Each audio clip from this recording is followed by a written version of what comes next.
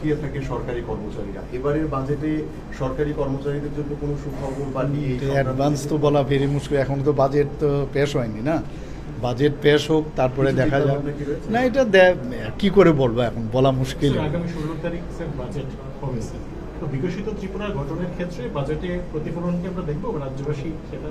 না বাজেট তো হয়ই সাধারণ মানুষের জন্য, সব মানুষের জন্য এবং সর্বসাধারণের জন্য, সবার জন্যই আমরা এটার মধ্যে তাদের আগামী 1 বছর আমরা কিভাবে আমাদের খরচ হবে, কি ডেভেলপমেন্ট হবে, সেগুলো নিয়ে তো আলোচনা হবেই। স্যার গতকাল যেটা দিলেন উনি অত্যন্ত আজকে খুব ভালো লাগলো যে উনি বাংলাতে কিন্তু ভাষণটা দিয়েছেন, তো আমাদের কাছে একটা নতুনত্ব লাগলো। প্রথমে ককবরক দিয়ে শুরু করেছেন, আবার বাংলাও বলেছেন, আবার লাস্টে দিয়ে ইংলিশও বলেছেন। তো সব মিলিয়ে ইউনিটি ইন ডাইভার্সিটির যে ল্যাঙ্গুয়েজ আজকে কিন্তু আমরা দেখতে পেলাম। এবং এই বিষয় নিয়ে তো আমাদের ত্রিপুরা সরকার কী সব কাজ করেছে, ত্রিপুরা সরকারের হয়ে উনি গভর্নর হিসাবে আজকে কিন্তু এখানে ওনার যে প্রতিবেদনটা এখানে দিয়েছেন, এবং সবকটাই কিন্তু অলরেডি মানুষ জানেও এই বিষয়গুলো নিয়ে। এবং কিন্তু আজকে উনি যখন এই বিষয়গুলো বলছিলেন, আপনারা দেখেছেন ট্রেজারি বেঞ্চ থেকে সবাই কিন্তু বারবার টেবিল চাপড়িয়েছে।